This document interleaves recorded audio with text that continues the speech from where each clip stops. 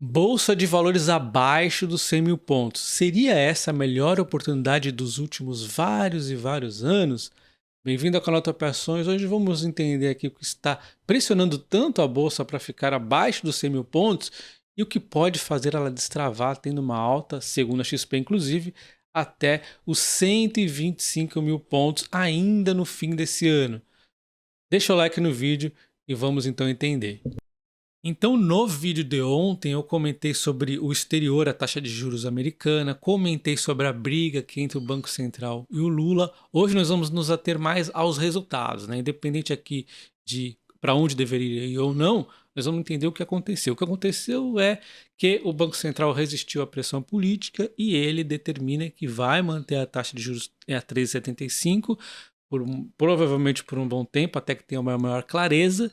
E ainda deixou uma possibilidade de estar aumentando dependendo para onde vá a situação econômica. O Banco Central ainda não está vendo clareza de para onde vai a inflação. Eles não estão falando da inflação de agora, conforme eu disse no vídeo de ontem. Eles estão falando da inflação para onde vai no amanhã, tá? Então, antes da gente entender aqui o que aconteceu. Então, antes da gente fazer aqui as análises de como se comporta a bolsa em relação à Selic, vamos relembrar o porquê que a bolsa caiu hoje, que não foi propriamente os juros ficar em 3,75 e sim a sinalização dura do Copom que a taxa de juros vai se manter a 3,75 até que tenha uma situação mais clara e de repente até podendo estar aumentando, que eu acho já um pouco mais difícil. Mas é essa sinalização dura que faz o mercado cair e também os discursos do Lula, da equipe do PT, que metem o pau aí no Banco Central e acirra os ânimos, aí o pessoal fica com um pouco de medo de intervenção. Fecha esse parênteses aqui e agora a gente entende, mas qual era o cenário base em relação ao que tínhamos antes, lá em 2022? O cenário base era exatamente que a taxa de juros fosse começar a cair apenas no segundo semestre de 2023. Não mudou nada.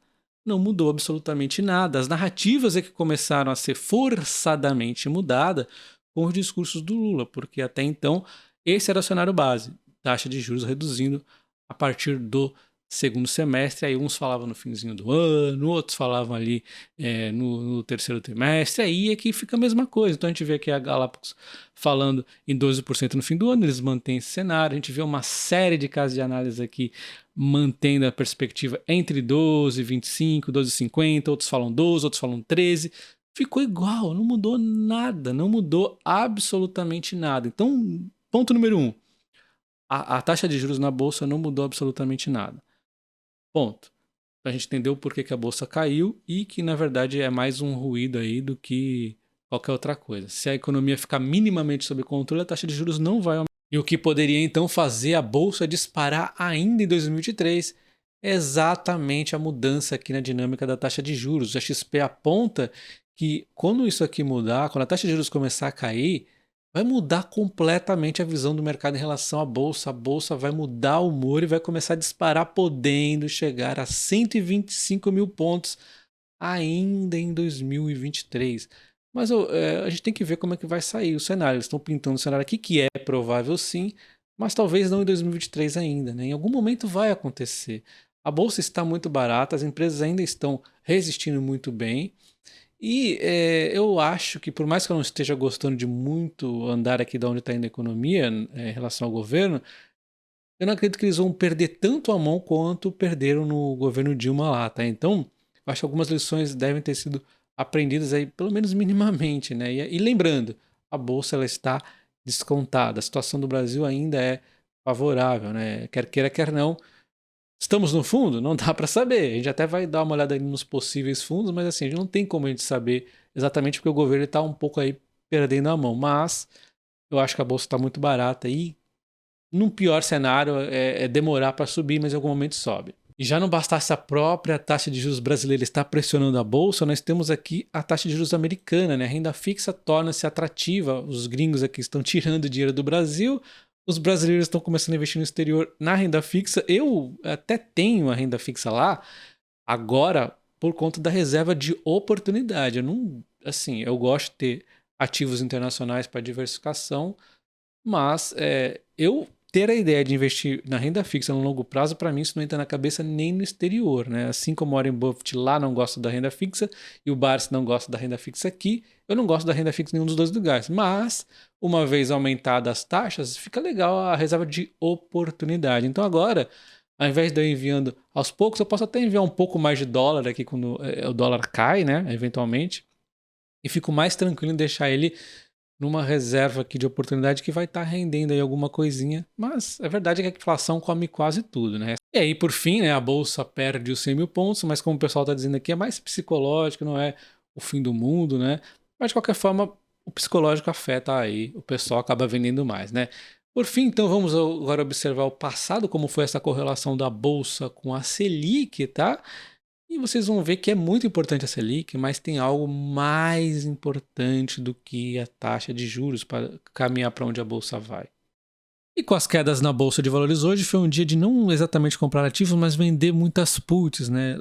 Voltei aqui a vender uma série de puts. Cosan de volta à pauta, né? No último mês não foi nenhuma exercida, bateu na trave, eu estava 14 a taxa de exercício. Acabei dando sorte que ela caiu mais, eu posso vender muito mais para me comprometer ela a comprar caso ela caia um pouco mais, né? Para 2 meses diferentes, inclusive. Itaúsa também já vende mais. Klabin sempre vendendo aqui aos pouquinhos quando ela bate abaixo de 17 principalmente, voltando a me comprometer a comprar Taesa, que saudade de comprar uma Taesa, né? Espero que ela caia realmente. E para não perder o costume, né? Transmissão Paulista sempre aí é líder de opções. Tem aqui na fila Sanepar para vender mais put e faltou esqueci da Engie, mas não sei se vai dar tempo de vender hoje, né? Então, enfim, são as empresas aqui que eu sempre estou vendendo aqui puts. Então a bolsa não só fecha abaixo dos 100 mil pontos, como fecha abaixo dos 98 mil pontos. E para chegar ao fundo que ela bateu lá em julho de 2022, ela teria que cair aproximadamente 2,5%, que não é muito, né? Então ela está próxima aqui de um primeiro fundo, e para chegar no fundo lá de outubro de 2020, de junho de 2020, um mês que eu comprei bastante lá atrás, ela teria que cair quanto? Teria que cair apenas próximo de 5%, vamos arredondar para 5%.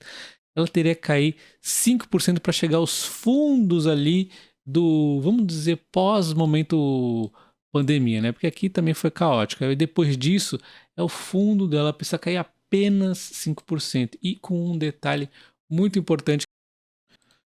E o que as pessoas não percebem é que a bolsa está próxima do fundo, isso sem contar a Vale e a Petrobras tem um peso muito grande. E a Vale e a Petrobras estão disparadas aqui. Inclusive, elas são as responsáveis por grande alta da minha carteira, né? Que eu comprei elas aqui em 2020, mais delas, e olha só o desempenho delas. Então, cara, assim, a bolsa está muito barata, né? A gente está aqui ao fundo com a Vale e a Petrobras dentro puxando para cima. Se a gente pôr o índice DIV, aí já está um pouquinho melhor, né? Que é mais ou menos nossas carteiras acabam ficando mais próximas do IDIV talvez do que do Ibovespa, né? Mas mesmo assim o IDIV também não está lá essas coisas, também está não muito longe dos fundos. E agora nós vamos na parte mais interessante do vídeo, que é nós observarmos aqui quando nós tivemos aumento ou queda na Selic, né? Então, por exemplo, aqui em 2016, nesse período mais ou menos, nós tivemos aqui uma queda na Selic. Naquele primeiro momento deu uma altinha na bolsa, na sequência deu uma quedinha, depois começou a subir muito. Se a gente for ver aqui o quanto subiu desde que começou a cair a Selic, vamos pegar mais ou menos por aqui, chegou a subir antes da pandemia uns 100%. Então subiu muito, tá? Depois do início da queda da Selic. Mas não é só o início da queda da Selic, e sim realmente a melhora na economia, né? As empresas estatais dando resultado, sem gastança inadequada, né? O Brasil enxugando as coisas e o PIB melhorando, né? Então isso aqui é que fez a bolsa realmente ir para um lado muito mais positivo, né? E quando a gente observa o comportamento da Selic com a bolsa em outros períodos, não foi exatamente assim. Olha só, em 2009, ali, quando a bolsa estava meio perdida até o fim do governo Dilma, aqui nessas barras roxas, esse foi o período terrível. Nós temos aqui uma queda na bolsa muito forte. Nós tivemos aqui, então, uma queda na Selic, mais ou menos aqui então em 2011, né, no fim de 2011, a bolsa sim deu uma animada, o pessoal, puxa, agora é lua, não sei o quê. Só que o que acontece na sequência, mesmo com a taxa de juros continuando diminuindo, o mercado vê que não está resolvendo. E aí a bolsa devolve tudo e depois fica numa lateralização. Então você viu que o que mais importa no final das contas é a economia. A Selic só vai dar um humor positivo para o mercado achando que a economia vai melhorar, mas nem sempre ela melhora. Então as coisas têm que ser feitas com calma. Gastança, controle de preços, tudo isso é porcaria que vai levar a bolsa a cair sempre. Então, na sequência começa o aumento da Selic, que é pior ainda, né? O que acontece?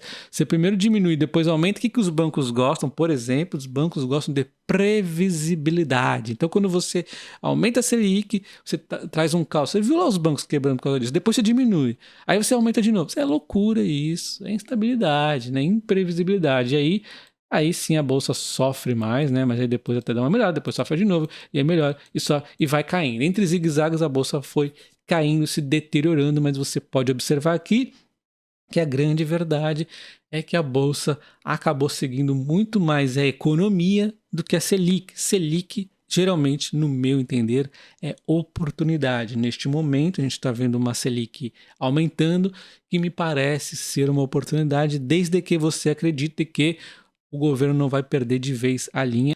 Então o que a gente entende olhando esse histórico aqui é que a bolsa, normalmente ela reage à Selic com uma expectativa que pode ou não ser confirmada. O que vai realmente ditar aonde vai a bolsa é a economia. Se a economia for bem, a bolsa vai bem, né? E óbvio que a bolsa também, o pessoal tenta antecipar a economia, e aí também tem erros assim. Então, se a economia for ruim e for concretizando que tá ruim, a bolsa vai continuar caindo e vai ser sempre assim, né? Então, se o Banco Central realmente reduzir a taxa de juros lá no fim do ano por uma decisão dele mesmo, né? Uma decisão correta, puxa, uma pautada aí realmente por ideais corretos, vai ser maravilhoso para a bolsa. Nós vamos ter muito tempo para estar comprando, não é recomendação, mas é o que eu vou fazendo. E aí, quando realmente a taxa de juros começar a cair, que significa que a economia tá para melhorar. E aí a bolsa pode sim disparar e chegar aos 125 mil pontos que a XP falou. E isso levaria a uma alta de 28%, sem contar que tem Vale Petrobras aqui dentro. Então, olha só, o potencial ainda pode ser muito maior, dependendo da empresa, muito, muito maior, né? Então, existe sim umas boas oportunidades aqui, desde que o governo não perca totalmente a mão, né? Será que ele vai perder totalmente a mão?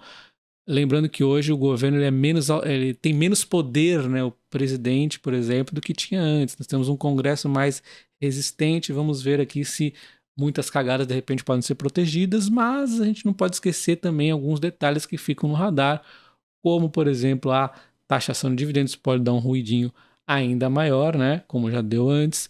Mas boa parte dos piores cenários da bolsa já está precificado. E comenta aí se você gostou desse vídeo, deixa o like e fale também se você está comprando ou não.